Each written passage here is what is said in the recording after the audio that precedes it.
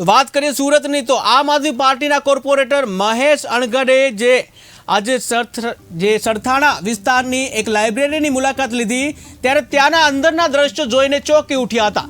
જ્યાં લાઇબ્રેરીમાં પ્રવેશતા જોયું કે વિદ્યાર્થીઓ જમીન પર બેસીને વાંચન કરી રહ્યા છે. જ્યાં કોર્પોરેટર મહેશ અણગડે આ સંદર્ભે જણાવ્યું હતું કે સરથાણા વિસ્તારમાં આવેલ જે લાઇબ્રેરીની અંદરની સ્થિતિ જોતા જે કકડી ઉઠાય તેવી પરિસ્થિતિ જે છે, જ્યાં અંદર જે વિદ્યાર્થીઓ જે ભારતનું ભાવિ વાંચન કરી રહ્યું હોય, ત્યારે કેટલાક વિદ્યાર્થીઓની બોર્ડની પરીક્ષા એક અઠવાડિયા બાદ શરૂ થવાની છે.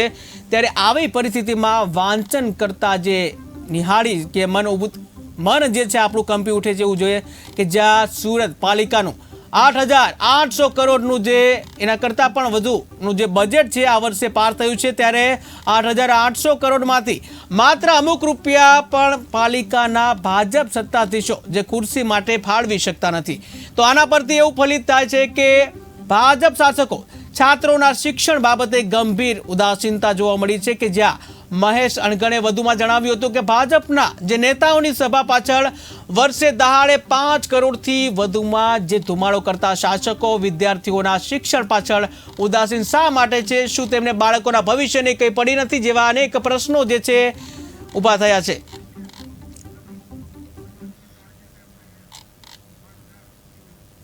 તો આ સાથે જ આપણી સાથે આમ આદમી પાર્ટીના કોર્પોરેટર મહેશ અણગડ જોડાઈ ગયા છે. જે મહેશભાઈ, વાત કરવામાં આવે કે જે આજે લાઇબ્રેરીની જે સુવિધા છે એમાં દ્રશ્યો અમે જોઈ રહ્યા છીએ કે કેટલાક વિદ્યાર્થીઓ જે નીચે બેસીને વાંચતા જોવા મળે છે, ત્યારે એક બાજુ 8,800 કરોડનું જે બજેટ જે છે અને બીજી બાજુ કેટલાક વિદ્યાર્થીઓ નીચે વાંચવા માટે મજબૂર બન્યા છે. શું કહેશો આ બાબતે? ઘણી વખત મારા એકદમ નજીકની મારા વોર્ડની અંદર આ લાઇબ્રેરી આવી છે અને આની લાઇબ્રેરી મારે ઘણી વખત છે. ત્યારે બી આપણે ઓલરેડી એની અંદર સુવિધાઓ પૂર્ણ કરવા માટે માહિતી અને એમને રજૂઆત કરેલી છે.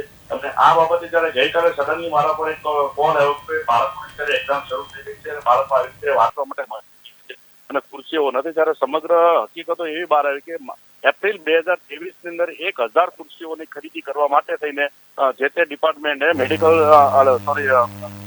ડિપાર્ટમેન્ટ સ્ટોર જે છે સેન્ટ્રલ સ્ટોર એને રજૂઆત કરેલ છે. પરંતુ આજે 10 મહિના થઈ ગયા, હજી આ બાબતે કોઈ પણ કામગીરી કરવામાં આવી નથી. હમણાં તાજેતરના જે આંકડાઓ આવ્યા હતા કે ભાઈ ભારતીય જનતા પાર્ટીના નેતાઓના સ્વાગત માટે, એમના કાર્યક્રમો માટે દર વર્ષે સુરત મહાનગરપાલિકા એમની પાસે ખુરશીઓ પાત્ર માટે 5 કરોડ રૂપિયા ખર્ચી નાખે છે. ત્યારે પૈસા છે, પરંતુ જે લાઇબ્રેરીઓની અંદર વિદ્યાર્થીઓને જે ભારતનું નિર્માણ કરનાર છે, જે વિદ્યાર્થીઓ છે જેનાથી ત્યાં ભારતનું ભવિષ્ય ઉજવવાનું છે, એમના માટે સુવિધાઓ કરવા માટેની પૈસા નથી. 1 વર્ષ સમય થવા આવ્યો છતાં આજ સુધી ખુરશીઓની વ્યવસ્થા કરવાની અંદર ભારતીય જનતા પાર્ટીનું સુરત મહાનગરપાલિકાનું શીત નેતૃત્વ સદંતર નિષ્ફળ.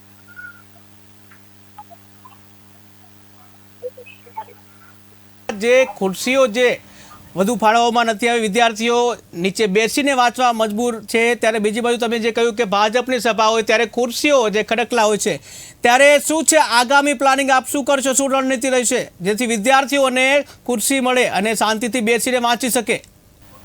અત્યારે તાત્કાલિક ધોરણે સુરત મહાનગરપાલિકાના ઝોનલની પાસે પણ પાવર હોય છે. તમામ ડિપાર્ટમેન્ટમાં જે પણ ઝોનલ અધિકારીઓ છે, કાર્યપાલક ઇજનેરો છે, એમની પાસે 2 લાખ સુધીના ખર્ચ કરવાની સક્ષમ સત્તા પાસેથી મંજૂરી મળેલી હોય છે. એ મંજૂરી હેઠળ તત્કાલીન ધોરણે અહીંયા ખુરશીની વ્યવસ્થા કરવા માટેની જાણ કરવામાં આવી છે. અથવા તો હાલના ધોરણે પ્રાયોગિક ધોરણે કોઈ અન્ય લાઇબ્રેરીની અંદર જો એક્સ્ટ્રા ખુરશીઓ મૂકી હોય તો તત્કાલીન 1 દિવસની અંદર એ ખુરશીઓને શિફ્ટ કરવા માટે અને એ માટે હાલ પૂરતી બાંહેધરી આપી છે. જોઈએ કાલના દિવસ સુધીમાં શું કામગીરી થાય છે. જે શિક્ષણનો મુદ્દો છે, તો ત્યારે આ શિક્ષણ બાબતે કેટલું બજેટ ફાળવવામાં આવ્યું છે અને અગાઉ જે છે કઈ કઈ સુવિધાઓ જે આની આપવામાં આવેલી છે, કેટલું બજેટ ફાળવવામાં આવ્યું છે અને કેટલું વાપરવામાં આવ્યું છે આ પાછળ બજેટ સ્પેશિયલી આની પાછળ કોઈ જો હાલને 2024-25 ની અંદર સુરત મહાનગરપાલિકાએ નગરપાલિકા શિક્ષણ કમિશનની જે તમામ શાળાઓ છે એ શાળાઓ માટે ટોટલ 900 કરોડનું બજેટ ફાળવ્યું છે. પરંતુ આમાંના ખરેખર જે પણ જરૂરિયાતના કામો હોય છે એમની પાસે જે બજેટ ફાળવી દે છે પણ એ બજેટ વપરાતું નથી અને એ બજેટનો મુખ્ય અંશ જે તે એને ટ્રાન્સફર કરી દેવામાં આવે છે. જે બજેટ વાપર્યા સિવાયનું બજેટ હોય છે એને અન્ય સમિતિઓને ટ્રાન્સફર કરી અને પછી એમની અંદર જે સાંસ્કૃતિક કામો હોય, ભાજપના નેતાઓ આવતા હોય તો ત્યારે કોઈ સુવિધાઓ પાડવાની હોય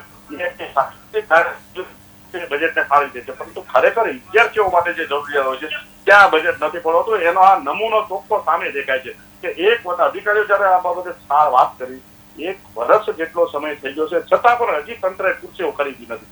જો આને ખરીદી કરવા માટે રોકવામાં આવે છે તો ભારતના બાળકો ભણીને ઉજ્જવળ ભારતનું નિર્માણ કરે એવું ઈચ્છતા નથી.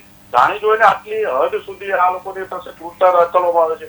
તમે દ્રશ્યો જોવો છો, બાળકો કેટલા બધા વિદ્યાર્થીઓ છે, હમણાં 5, 7, 10 દિવસની બોર્ડની એક્ઝામ શરૂ થવા જઈ રહી છે. ત્યારે ગઈકાલે તો એક એવું બી બન્યું કે એક વડીલ દાદા આવ્યા, વડીલ દાદા જયારે ન્યૂઝપેપર વાંચવા માટે ત્યાં આવ્યા તો એમના માટે પણ બેસવાની વ્યવસ્થા નથી. 1 વર્ષથી આ લાઇબ્રેરીની અંદર 13 ખુરશીઓ તૂટી ગઈ છે. 1 વર્ષ જેટલો સમય થઈ ગયો છે. અહીંયા જે સંચાલન કરનાર પ્રાઇવેટ એજન્સીના માણસો છે એ પણ આ બાબતે ઉદાસીન છે. એમની સેલરી મળી જાય છે અને સુરત મહાનગરપાલિકા એ આકાર કરીને કોઈ એજન્સી છે જે કોન્ટ્રાક્ટ રાખી છે, એમના પૈસા ફાળી દે, કમિશન ખાઈ લે સૌ લોકો અને બધું રામ ભરોસે ચાલ્યા કરે છે. જી મહેશભાઈ, વધુમાં વાત કરે કે આ મુદ્દો જે છે સામાન્ય સભામાં ઉપાડે તો અથવા ઉપાડ્યો હોય તો એનું શું પરિણામ આવ્યું પછી? સોરી, અવાજ કપાય છે. જી, આપે આ જે મુદ્દો છે એ જે કોર્પોરેશનની સામાન્ય સભા જે થતી હોય છે એમાં આ મુદ્દો ઉપાડ્યો છે અને જો ઉપાડ્યો હોય તો એનું શું પરિણામ આવ્યું છે? ના, હવે આ 11 તારીખે ચોક્કસથી આ બાબતની રજૂઆત થશે સામાન્ય સભાની અંદર કે આવું ભવિષ્યની અંદર કોઈ પણ જગ્યાએ ના થવું જોઈએ. દરેક લાઇબ્રેરીની અંદર વધારાની ખુરશીઓ, એક્સ્ટ્રા ખુરશીઓ રહેવી જોઈએ, જેથી કોઈ સંજોગોની અંદર ખુરશીઓ ડેમેજ થાય છે તો એ ડેમેજ થયેલી ખુરશી જગ્યાએ આપણે શિફ્ટ પણ કરીએ. અને જે મેન સેન્ટ્રલ સ્ટોર છે ત્યાં પણ ઓલરેડી આપણી પાસે આટલી મોટું સુરત મહાનગરપાલિકા હોય, એમની અંદર આટલી બધી લાઇબ્રેરી હોય તો આપણી પાસે 500 થી 700 રહેતો હોય તો એ ખોટું નથી. એ સ્ટોક રહેવો જોઈએ જેથી ગમે ત્યારે ઇમરજન્સી અંદર કોઈ પણ જગ્યાએ આ ફાળવણીઓ કરી શકાય. જી મહેશભાઈ, વધુ કહેવામાં આવે કે જે બોર્ડની પરીક્ષા નજીક આવી રહ્યા છે ત્યારે તંત્ર તો કરશે, પરંતુ હાલમાં આપના તરફથી કોઈ આયોજન કે જેથી વિદ્યાર્થીઓને સુવિધા મળી શકે? હું જો આ મેં 2 દિવસ માટે એ લોકોને કહ્યું છે, 2 દિવસમાં નહીં આવે તો હું જ્યાં રહું છું ત્યાંથી મારે. જી જી જી, માહિતી બદલ આભાર મહેશભાઈ. જી, તો સુરતમાં જે બોર્ડની પરીક્ષાઓ એક બાજુ નજીક આવી રહી છે ત્યારે બીજી બાજુ વિદ્યાર્થીઓ નીચે બેસીને વાંચવા મજબૂર પડ્યા છે. ત્યારે આ અંગે આમ આદમી પાર્ટીના કોર્પોરેટરે અવાજ ઉઠાવ્યો હતો. સૌથી વધુનું બજેટ ધરાવતી સુરત મહાનગરપાલિકાની અંદર જે લાઇબ્રેરીઓ આવે છે, આ લાઇબ્રેરીની અંદર જે બાળકો, વિદ્યાર્થીઓ જે વાંચવા માટે આવતા છે, ખાસ કરીને એક્ઝામનો સમય છે ત્યારે અંદર ઉપરના જે દ્રશ્યો છે એ એટલા ભયાનક દ્રશ્યો કહી શકે કે આજના સમયની અંદર બાળકોએ, વિદ્યાર્થીઓએ નીચે બેસીને વાંચવું પડે છે. બુઝુર્ગો માટેની વ્યવસ્થા નથી. છેલ્લા 1 વર્ષ કરતાં પણ વધારે સમયથી આ લાઇબ્રેરીની અંદર ખુરશીઓ માટેની માંગ કરવામાં આવી છે.